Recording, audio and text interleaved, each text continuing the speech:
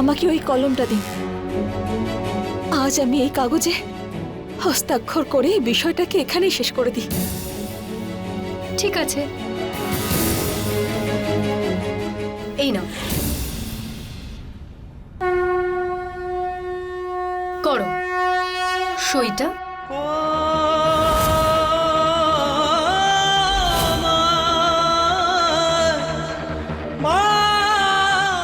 আর হ্যাঁ,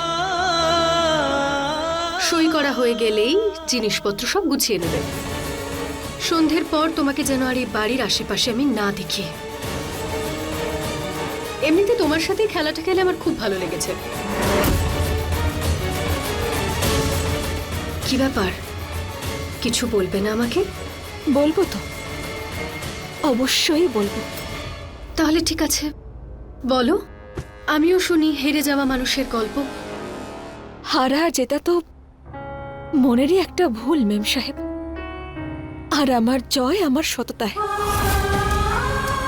ঘৃণার আগুন না সবার আগে নিজেকেই জ্বালিয়ে পুড়িয়ে শেষ করে দেয়। আর আপনার এই ঘৃণা ঠিক ভুলের পার্থক্য করতে দিচ্ছে না আপনাকে। আমি ছোটবেলা থেকে শুনেছিলাম যে ভগবান সব জায়গায় থাকতে পারে না, সেজন্য উনি মাকে সৃষ্টি করেছেন। আর শুধু আপনার মা বা আমার মাই নয়, এই জগতে প্রত্যেকটা মা মা জগদম্বারই একটা রূপ। শুধু এই কাগজে হস্তাক্ষর করানোর জন্য আমার মাকে অপমান করে তাকে জেলে পাঠানো একদম উচিত হয়নি আপনার। এসব কি বাজে কথা বলছো তুমি?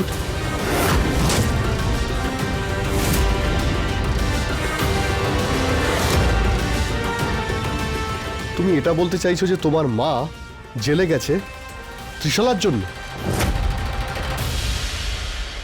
আবির, ভালো হয়েছে তুমি এখানে চলে এসেছো। এই মেয়েটা অকারণে আমাকে দোষারোপ করে চলেছে, বলছে ওর মাকে আমি ফাঁসিয়েছি। ওর মা এখানে নিজে থেকে এলো, ওর মায়ের পিছন পিছন পুলিশ এলো, আর পুলিশ ওর মাকে হাতে নাতে ড্রাগস পাচার করতে ধরে ফেলেছে। আর এটাতে আমার দোষ?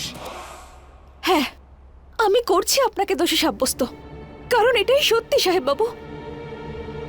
উনি আমার মায়ের মিষ্টির বাক্সটা ড্রাগের বাক্সের সঙ্গে বদলে দিয়েছেন। সেটাও তখন যখন মা বাজারে ছিল। আর জানেন কেন? কারণ এই কাগজে হস্তাক্ষর করতে আমি অস্বীকার করেছিলাম। হ্যাঁ আবির, আমি চাই যে ও কাগজে সই করুক, কিন্তু তার মানে এটা নয় যে আমি এই বাজে কাজটা করব আবির। আর তুমি শোনো, মিথ্যে কথা বলা বন্ধ করো। জানো তো সবাই কি বলে, যে ভগবান সব জায়গায় থাকতে পারেন না, সেই জন্যই উনি মা বানিয়েছেন। শুধু আমার বা তোমার মা নয়, সবার মা। তোমার মনে হয় যে আমি কারোর মায়ের সাথে এরকম কিছু করব? তুমি বারবার আমাকে আবিরের সামনে কেন খারাপ দেখাও? সাহেব বাবুকে বারবার বোকা বানানো বন্ধ করুন মেম সাহেব। আপনি এটাই জানতো যে এই কাগজে আমি হস্তাক্ষর করে দিই? ঠিক আছে, আমি করব, কিন্তু আমার মাকে ছাড়িয়ে আনুন আপনি। আর মায়ের উপর যত কলঙ্ক লেগেছে সব মুছে দিন আপনি। আমি করে দিচ্ছি এই কাগজে হস্তাক্ষর।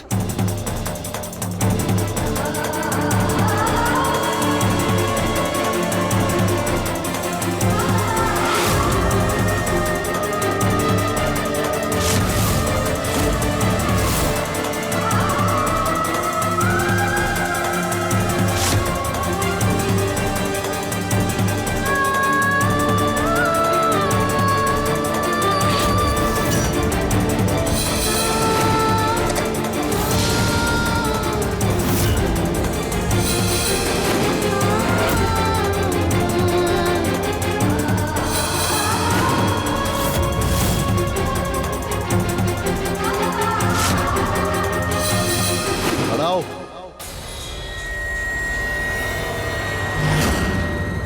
এসব নাটক করা বন্ধ করো। দাঁড়াও।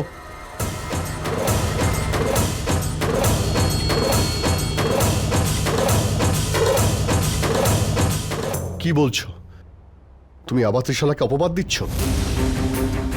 আমি তোমাকে বলেছিলাম না ত্রিশালাকে মিথ্যে অপবাদ দেওয়া তুমি বন্ধ করো। আর এই বাড়িতে কেউ যদি নিজেকে বোকা মনে করে সেটা হলো শুধু তুমি। আর তুমি কি বলছো? ত্রিশালা বাজারে গিয়ে মিষ্টির বাক্স চেঞ্জ করেছে? একটা কথা ভালো করে শোনো, ওই মার্কেটে সিসিটিভি ক্যামেরা আছে। এখন আমি নিজে ওখানে যাব আর সিসিটিভি ফুটেজ দেখব, আর তারপর কোনটা সত্যি আর কোনটা মিথ্যে সবাই জানতে পেরে যাবে।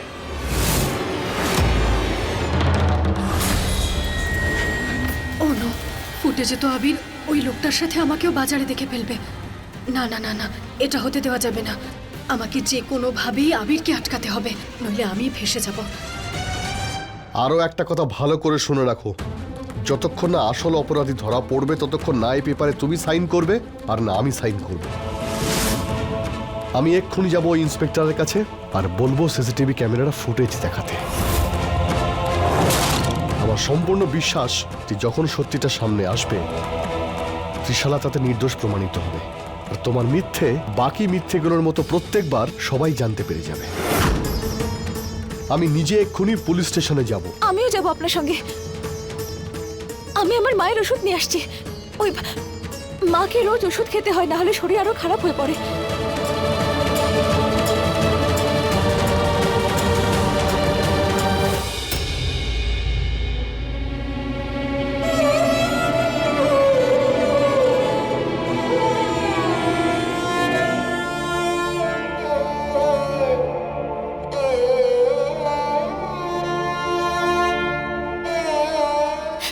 মা,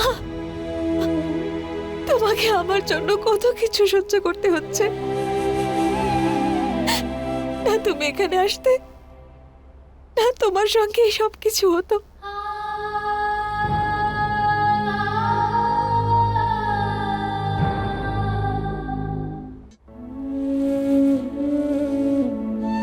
কিন্তু ঠাকুর তামশাই একদম ঠিক বলেন, ভগবান সব সময় ছোটদের প্রার্থনা শুনেন। হে মা জগদম্বা, আজ তুমি আবার আমার মান রাখলে। আমাকে ভুল প্রমাণিত করার জন্য হলেও সাহেব বাবু আজ সবার সামনে সত্যিটাকে নিয়ে আসবেন। আর তারপর মা, তোমার মাথায় যে কলঙ্কের দাগ লেগেছে সেই দাগ সারা জীবনের মতো মুছে যাবে, আর তুমি নির্দোষ প্রমাণিত হয়ে যাবে।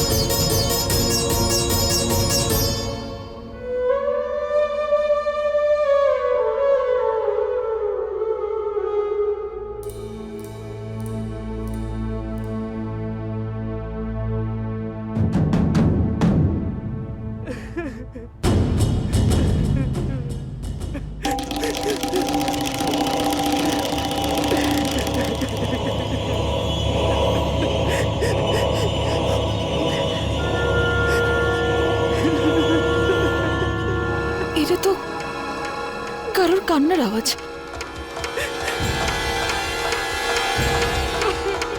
কে ওখানে?